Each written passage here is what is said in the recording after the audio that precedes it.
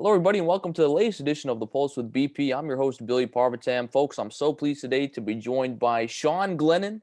Sean is the Senior Vice President of Home Savings and Trust Mortgage. And for Hokie fans, you'll remember him as a former Virginia Tech quarterback from 2004 to 2008. Sean, thank you so much for joining me tonight. No problem, man. Merry Christmas. For sure. So, Sean, first of all, I want to start off with how are you dealing with this pandemic? Of course, this has, uprooted every facet of our lives. So, how are you dealing with this pandemic, both professionally and personally? Professionally, I've been fortunate in that it hasn't interrupted things too much. I mean, it interrupts the things that we probably take for granted, the meetings. I'm in the mortgage business, so I have a lot of client meetings, a lot of settlements that have all gone virtual now or over the phone. Um, but luckily, my business itself wasn't that interrupted. I'm still able to go into the office, just close the door, and when you're out, wear a mask and all that stuff. So it's obviously a bit strange, but I've been fortunate in that my daily routine isn't that different. I get up in the morning, I work out, I help out with the kids, get them ready for the day. I go to work. I have a commute, so I have a normalcy to my life that is very probably unusual right now. Whereas my wife at home with the kids and the limitations of what they can do. I know a million other people at jobs who now are forced to work at home or are forced to work under very strict protocol. So um, I I of course could complain, but there's so many other people that could complain a lot more than I can. I'll save it. So, Sean, I want to go back to more happier times. Like me, you are a Northern Virginia native. You went to Westfield High School. You were the starting quarterback there. In fact, you won the state championship while you were in high school. What do you remember about that state championship run? Man, it was fun. I mean, I guess you didn't know it at the time. Well, not that I didn't enjoy the heck out of it, and it wasn't that important in its own right when it happened. But I had committed to Virginia Tech, and I think when you're a kid, your eyes are always on the future, and you're always looking ahead. That you kind of look back and said, almost uh, like an old fart saying, those were the days. I mean, when you're with your high school friends that you've grown up with and you see in class every day, and winning it with them was really special, probably just as special as any football moment I've had in my life. It was really cool to be able to cap off my senior year doing that. And it was cool 4 years later to watch my brother do the exact same thing. And the debates will last forever about which high school team would it be who, but really, really special when you look back. And one that I think I enjoyed a lot. I think I definitely had perspective, but maybe not as much as I should have because you're looking. It wasn't my last football game like it was a lot of those guys on the field. So you look ahead a little bit, but looking back, that was as cool of a run as any I've had. So, what made you want to commit to Virginia Tech? I fell in love with it when I went. So I moved here from Texas when I was 14 years old. So I didn't really have the affinity for any school in the area like probably a lot of people did. And when I got a scholarship offer from Virginia Tech, they were actually my first one. And I don't know that I knew it was as big of a deal as others made it out to be. When you know you tell your friends in school later that day, or your coaches or whoever, like, "Hey, I just got an offer from Virginia Tech." To me, it was more just like getting a monkey off my back. Like I got my first scholarship offer. Hey, I'm going to play college football, and not really savoring. I mean, I got on the phone. I'm embarrassed to admit this now, but I got on the phone pretty quickly with my area recruiting coach, who was Lorenzo Ward, our quarterbacks coach Kevin Rogers, and then head coach Frank Beamer. And I mean, I wouldn't have been able to pick Coach Beamer out of a lineup at that point in my life. And so I don't know that it really hit me until I went down to the campus. So my spring break, my junior year, so I got offered probably winterish of my junior year, and then I got a couple other offers. And so my family and I, along with a teammate of mine, who anyone who follows Virginia Tech football knows Eddie Royal. We went on kind of like a little college tour, during spring break that year, and we made a lot of stops in North Carolina. We went to the Raleigh schools, and then we went to Wake Forest, and then we went to Virginia Tech. And like I said, I guess all I associate with Virginia Tech my whole life was just, oh, that's where Michael Vick went to school. And like I said, I just didn't have the area bias or affinity towards the school. But when I went to campus, I was just blown away. Not just because the stadium's nice and things like that, but there's just something about it that I just loved. And like I said, I just got done seeing like 4 or 5 other schools, so it didn't have a barometer to compare it to. And I loved my recruiting coach. I really fell in love with Kevin Rogers, our quarterbacks coach there. I got to meet Frank Beamer for the first time, and by then I kind of understood, Frank Beamer was kind of a big deal. I don't know. We just got in the car driving back, and I think my dad looked at me and I think he said, "That's going to be tough to beat." And I kind of agreed with him. And so that was spring break. I committed to Tech right before my senior season starts, like August, September. So yeah, only 4 or 5 months later, I ended up committing. I went to a few other schools over the summer. And yeah, none left me with the feeling that Virginia Tech did. Sean, I have to ask you about a game you played in. You played in the 2007 Virginia Tech home opener against ECU, and I've always said that it's probably one of the most important games in Virginia Tech history following the shooting. It was important for the football team to rally around the community, show that they could be there for them. What are your memories about that day?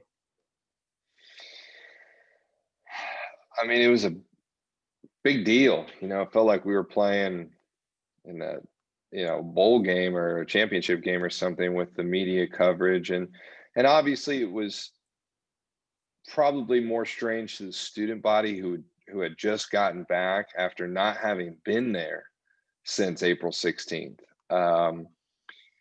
Probably wasn't as strange for us. We had been on campus, all summer, and all camp and everything like that. So, but you felt it. You felt the enormity of it, even though it was just a football game, and it was a football game that we were supposed to win pretty easily, probably closer than it should have been. But I guess you have mixed feelings about it because at the same time, your coaches and everybody are trying to, as they should, because we're young kids, keep you just focused on, we got a football game to play.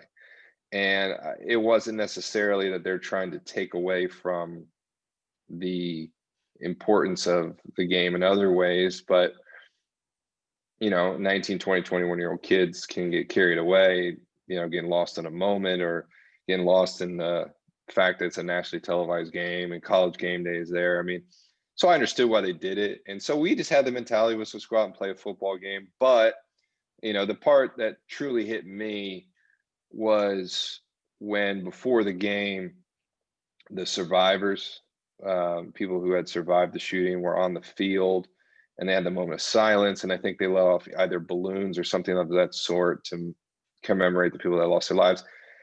You'd have to not be human to let that moment pass without feeling it a little bit. So I do remember right when the game started early in the game, it was kind of like,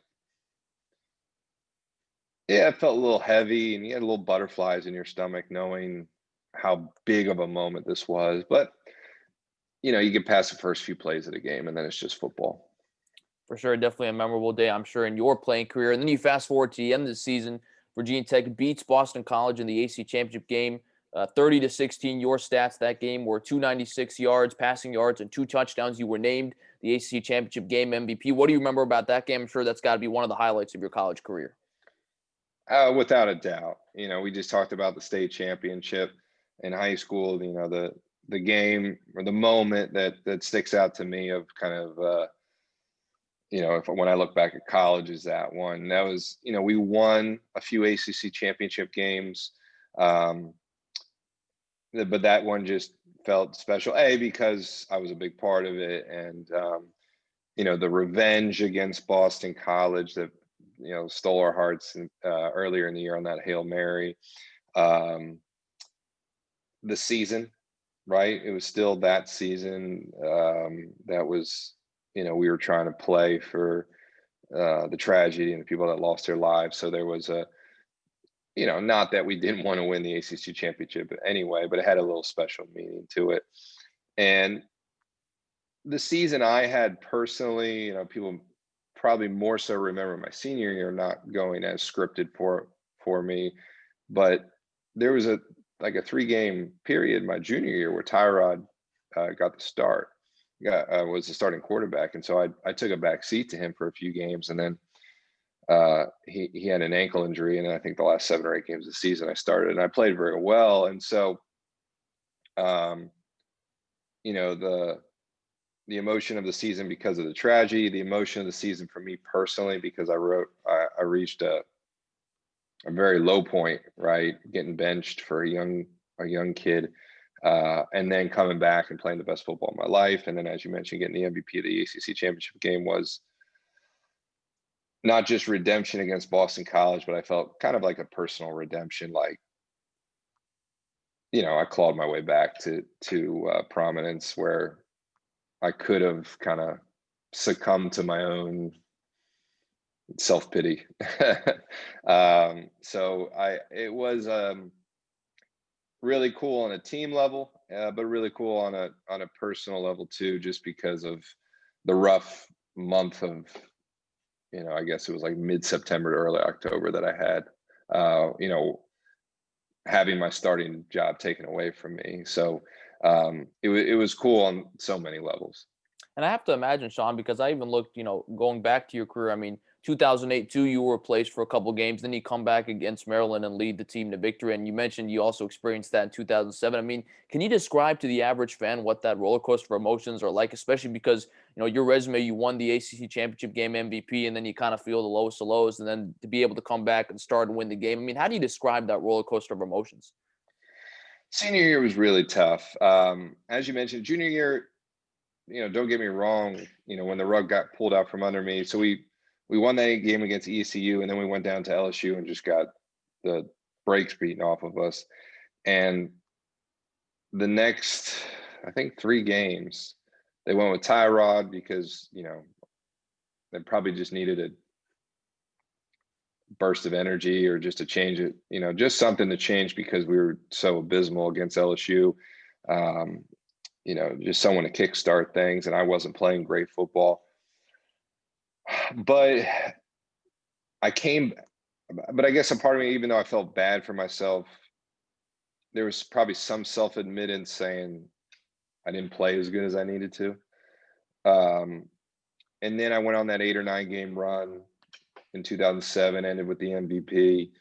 And so, yeah, I'm going in my senior year, feeling pretty good about myself in terms of where I'm at as a football player. They plan to redshirt Tyrod that year. It's something a lot of people don't remember. They put the red shirt on him that first game. And so, I'm thinking senior year, it's my team. Hopefully we can defend the ACC title, and hopefully I can have a big year and then continue my football career professionally. And we lose our first game of the season to ECU. We played them again for first game. We played them in Charlotte. We had a block punt with like a minute left. They returned it for a touchdown to beat us. I didn't play great. Had a really costly interception in that game. And then the very next game, second game of the season, I met with Coach Beamer and the offensive coaches, and they said we're going to take Tyrod's red shirt off, and we're going to go back to playing both of you. And then that kind of evolved to just playing Tyrod for a while there in the middle of the season. Then towards the end of the season, I kind of got back involved. But then we went, I think, to the ACC championship game in the Orange Bowl, where I barely played at all. So senior year was really tough. Junior year was just kind of a rough 3-week stretch. But senior year, really the whole season was mentally and emotionally for me a grind and humbling and frustrating. And of course, I'm a competitor. I'm a kid. I did pretty good the year before, and even the year before that, my sophomore year, I played decent football. So yeah, you're mad, you're feeling slighted. You're a competitor. You want to be out there as much as I wanted Virginia Tech to win. It wasn't like I was rooting against Tyrod when he was out there, but um, it's tough watching it. It's tough taking it in. And so, yeah, senior year is really the only part of my time at Virginia Tech that it was tough pill to swallow. And I look back with a little bit of, I don't want to say look back sour or bitter on it, but it was tough to enjoy that season. Yeah, if I'm being honest. For sure. But obviously, you made a successful transition now to the real estate business. So you're doing well professionally and personally as well. So, Sean, I've asked you about memories. I'm sure you get asked about all the time. The ECU game in 2007, the AC Championship game in 2008, your roller coaster senior year. Is there a story on and off the field during your time at Virginia Tech that a lot of people may not know about that you think you'd be willing to share? This is a G-rated show, right? No, I'm kidding. Um, I guess one cool story. We were talking about the ECU game, not the one we lost. That wasn't so cool, but the game after the tragedy that we won. I got done doing a lot of interviews after that game. I mean, more than usual, just because of the coverage. I mean, I remember like BBC was there at the time. I didn't even know what that was. Um, so I get back to the locker room and because I was a quarterback at the time, obviously I had a lot of interviews. So I get back to the locker room. The locker room's almost empty. There's only a few of us in there. My phone's ringing. It says, whatever it's unknown or blocked caller or whatever. Like, and I almost didn't answer it because I figured it was just another. It was like media, another interview or something like that. But felt like, all right, you can suck it up and do one more interview with what's going on. So I answered the phone. Hello. Hey, Sean, this is Tom Brady. And my first response was, haha, very funny. Who is this? But when I said it, even though that was kind of like, I actually said in my head at that time, like, it kind of sounded like Tom Brady if it wasn't. And he just chuckled. He said, no, it's Tom Brady. How you doing, bud? And at that point, my like, man, I'm 21 years old, Tom Brady giving you a call. I think I got like too polite, like, oh, hello, sir, Mr. I think I called him Mr. Brady, which sounds so stupid in retrospect, but he just called because of, just said, hey, I saw the game, saw the kind of hoopla around it. You handled yourself well. You're put in a tough position, and just wanted to say congrats on the win, and you did a good job representing yourself and your school. And I bumbled out some words of hard to remember. It was a quick phone call, but when you were saying my memories of that ECU game, obviously a lot of emotional ones, but I always kind of remember that as well as kind of a beaming moment where I walked outside of my family and got to say Tom Brady just gave me a call. Wow, that's awesome to get to talk to arguably the greatest quarterback of all time. I wanted to fast forward now to your post-playing days. How often do you get to watch the Hokies? I watch most of the games. I've got, no, I say unfortunately, I'm very, very fortunate to have a family. I have two beautiful little girls, and they keep me busy. And so we're doing a lot on the weekend. So my days of just plopping on the couch for 3 to 4 hours and drinking a beer and watching the game, not as easy these days, but I catch at least parts of every game, and the big ones, and especially the primetime ones. Obviously, I see the whole thing, and so I'm still very much involved in following the program. I won't lie and say I'm a diehard fan that never misses a minute. I definitely do, but very much still involved with the program. Very much still rooting them on. Hurts me, pains me watching what we're going through right now, and hope we can right the ship and get back on top of the ACC. I'm tired of seeing Clemson up there. For sure. So I'm guessing you probably don't make it to Blacksburg much to watch games in person.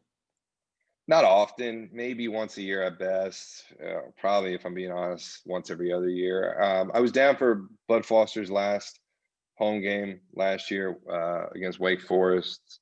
That was cool being on the sidelines and on the field for, his send off in the beginning of the game. The year before, I was down for the Notre Dame game. That was obviously wasn't a great outcome, but the atmosphere and everything was really awesome. I've probably only been to 5 or 6 games since I left. For sure. Sean, what's your current, diagnosis on the current state of affairs of the program? I mean, many fans want to see it back to the days when you used to quarterback for the team, at least competing for AC championship games. It seems like we haven't done it in a while. What do you think is going on with the program? What do you think we need to do to get back to at least the days when you were playing, competing for AC championship games? Well, I'd like to say this is a simple fix. I know it's a lot harder said than done, but the main difference that I see in terms of the makeup of Virginia Tech versus when I was there in the years preceding me and a little bit after me was, if you were a good football player in the state of Virginia, there was a good chance you went to Virginia Tech. We prided ourselves on being Virginia school. I remember the football team when we were made up there was, if it wasn't 75% Northern Virginia, Richmond, Virginia Beach, Hampton Roads area, it had to be close because we were truly made up of the best players in the state of Virginia. And not that we got all of them, but I guarantee you for a 10 or 15, 20-year stretch there, of the top 10 players in the state of Virginia, we were getting 5 or 6, no doubt about it. I would imagine maybe even sometimes more. Now, I look at recruiting and you look at the state, and sometimes, you look at the top 10 guys and there's not one going to Virginia Tech. A lot of them are leaving the ACC, going to the Big Ten or SEC. And I just hate seeing that. I hate that the team, and I know there was this whole thing on Twitter, Texas to VT and all that stuff. And that's great. But Virginia Tech is in my opinion, it's just the heart and soul of college football in Virginia. And unless it's made up of kids from Virginia, it just doesn't feel the same. And that's a lot of talent. There's I don't know if there's as much talent in Northern Virginia now as there once was, but I know in Richmond and Virginia Beach and Hampton area, there's still a lot of kids that are pretty damn good that we're missing out on. So if I had one piece of advice, not that they're not trying to do it, so I'm not probably saying anything that is groundbreaking by any stretch, but we got to take back the state. We want it to be difficult if you're a top player in the state of Virginia to not choose to go to Virginia Tech. And I think that's how it was for a while. If you were one of the top dogs in the state, I almost think there was pressure to stay in state. For sure. And you play, of course, under Coach Beamer, who's, an integral part of our community. I mean, he's meant so much to the fans here at Virginia Tech. Do you have a Coach Beamer story you think you could share about, your interactions with him or anything stick out to you? He was always dressed. Coach Beamer must have had a personal stylist or something, because every other football coach, man, when we show up at Monday morning meetings or whatever it was, they're all wearing sweats and windbreakers and, T-shirts. Coach Beamer always had a fly sweater on and pressed khakis and, nice watch. And, Cheryl must have laid out his clothes every morning, because, man, he was always looking really good. In a room full of T-shirts and sweatpants, Coach Beamer made sure he stood out. For sure. How often do you guys talk? Do you guys still text every once in a while? No, I haven't talked to Coach. I don't have that kind of relationship with him post playing. When I run into him, like when I was at Bud's last game, we chat and say hello. We're just not close. Just haven't had that kind of relationship. For sure. Well, I want to ask you about someone you are close with, and that is your brother Mike, who is a current QB for the Jags. He's played for 5 NFL teams. How proud of him are you, and how often do you guys talk, especially during the NFL season? We probably talk every day. at least over, not on the phone, but at least on text. I'm very, very close with Mikey, with both my siblings, my sister Katie too. But me and Mike talk a lot. I'm definitely proud of him. He'll never get the concession from me that he's the better Glennon brother. So let's make that loud and clear. But he's had quite a career. Was awesome the last few weeks getting to see him play. Bummer that they've gone back to Gardner Minshew, but was really cool to see him back out there after a couple of years of laying low. And now hey, I'd love the Jags to hold on to him and see him and Trevor down there next year. So it's a lot of fun watching him. We're very close, and we probably don't talk a ton of football, to be honest. We're mostly just talking about life or stupid things, or probably fantasy football more than real football. But very proud of him. It was awesome the last few weeks to get to see him play, and I thought he did for the most part pretty darn well. Well, that's what I was going to ask you, is because you've played football at such a high level, quarterback especially. Do you ever give him pointers? I mean, do you watch his game through a more critical lens, or do you just watch it more as a brother rooting on his brother in the NFL? No, I don't give. He's got coaches to do that. Jay Gruden knows a lot more about football and what they're doing than I do. So I save the criticisms for him. Sometimes I'll ask on certain plays, like, "Hey, what'd you see here? Why'd you throw that ball?" or something like that. But no, I think the last thing he wants after a game is to hear his older brother taking shots at him and critiquing his play, because last I checked, he's the one that's still employed playing football, and I'm the one who's sitting at home watching. For sure. Sean, I wanted to ask you, I mean, do you ever think about it at all, the fact that you've been quarterback at a big time college football program like Virginia Tech, along the names of Michael Vick, Brian Randall, Tyrod Taylor, guys who have played in the NFL? I mean, do you ever think about that at all? Is that something you can put into perspective? Well, I mean, I'm definitely proud that I was able to have a successful career at Virginia Tech. Obviously, like I said, I wish things would have just ended a little sweeter, so I really could have walked away from there with a full heart. But yeah, it is something you look back on fondly. I think that like anything in life, it can be lost in the moment sometimes because you're so focused on the task at hand.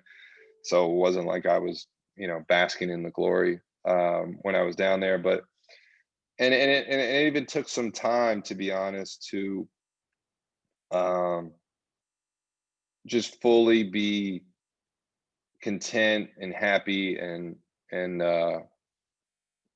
whole with Virginia Tech. I mean, I was ticked. I was frustrated with how things ended. And so it took me a year or two to kind of get moved past that.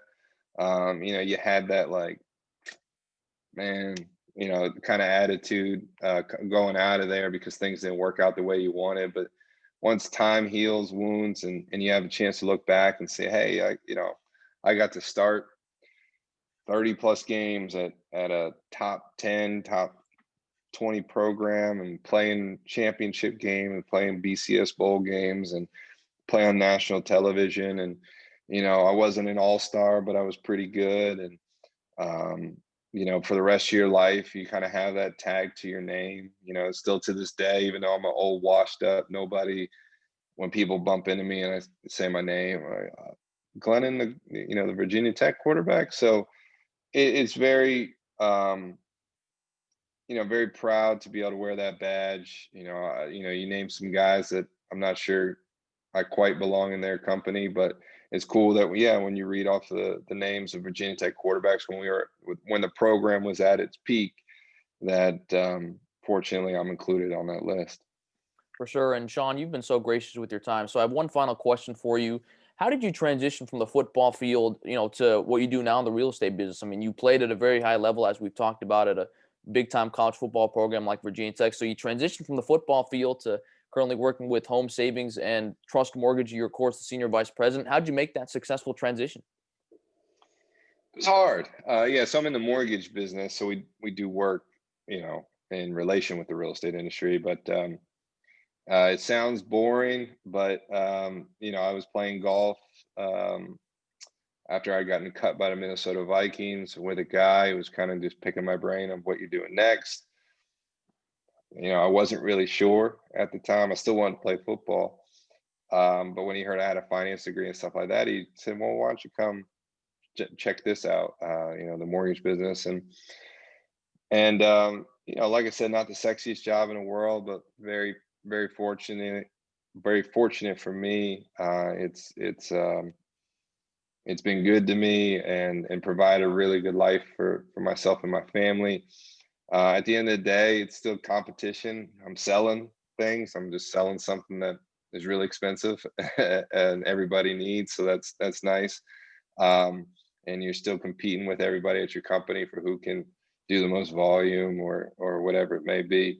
So I think a competitor in me does well in sales, but no, it wasn't really a path I chose. It was kind of a path that I just stumbled upon, and it's worked out. And I've been very fortunate, and not quite as thrilling as throwing touchdowns, but like I said, it's given a nice life for my family. So that's all I can ask for.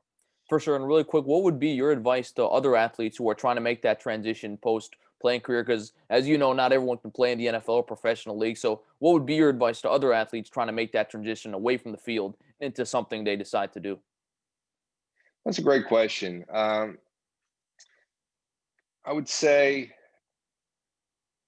the toughest part for me was the rebranding of myself, right? You have an ego when you're an athlete. If you don't, you're not a very good one. And so being known as Sean Glennon, the quarterback, Sean Glennon, the football player, was a very difficult thing to let go of. And so I was very uncomfortable, very shy, very meek about pushing myself as Sean, the mortgage guy. And it probably set me back like a year or so because I just wasn't going after it because I still had one foot in the football door and in one foot in the business world. Um, and I think that's probably normal, but as soon as you learn to get over that, the better off you're going to be because just holding on to something that, the sooner you recognize that, hey, it's time to take the next step. And football was a great ride, or whatever sport you in was a great ride, but now I got to turn the page to the next chapter in my life. The better off you're going to be. And I'm not saying that it took me forever to do that, but it was a tough pill to swallow for a little while. When girls come up to you in a bar and ask what you do, your natural inclination is to say I play football, and to say otherwise was tough at first. But you just got to embrace who you are and where you're at in life, and just own that. Not football is not going to last forever. Not for me. Not for Tom Brady. It's not going to last forever. And so you just got to learn to embrace the next step of your life, and don't be like me, leaving a part of you, hanging in the past. For sure. Sean, this has been such a pleasure. Thank you so much. Loved hearing all your stories. And again, can't thank you enough for your time, especially so close to the holiday. Yeah, no problem. Happy holidays. Merry Christmas. For sure. That's Sean Glennon, the Senior Vice President of Home Savings and Trust Mortgage, and also the former Virginia Tech starting quarterback. This has been the latest edition of The Pulse with BP. I'm your host, Billy Parvatam. Thanks so much for joining us, everybody. We'll see you next time, and happy holidays.